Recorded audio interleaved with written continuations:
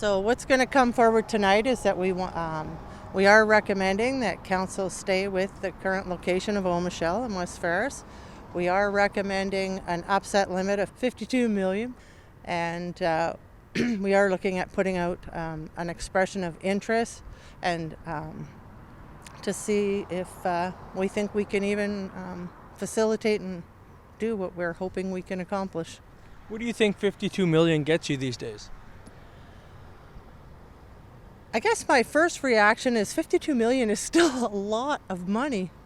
And what we're doing is we're going to have we have a draft outline of what is critical and mandatory for us. It has to have a community space attachment to it. It has to be accessible first and foremost. We don't have a fully accessible arena situation in this community right now, which is pretty amazing when you think about it. So that is obviously one of the number one priorities moving forward, and making sure that we can figure out a way to keep the almost $26 million grant that we got from the federal government to assist with the payment of this project and move it forward so that it's a net carbon build. And that net carbon, what's the cost of making the facility net carbon versus the amount of money that you're getting? So federally, the grant is $25.78 million.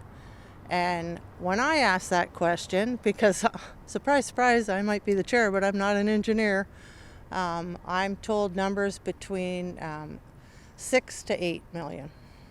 So I'm not sure how you net that out or what's involved in that, but there's definitely a cost to doing that. And most buildings going forward now are trending and going that way, regardless of whether or not they have the luxury of having grant income available to them. So it's definitely something we're going to be looking at. I asked Mitchell when she envisions the new twin pads to be up and running. Right now, we need to agree this evening on the path going forward. And I think 6 members of council were involved with the ad hoc committee. Other members attended those meetings as well, too, even though they weren't actually a member. They were public meetings. Some members of the public attended.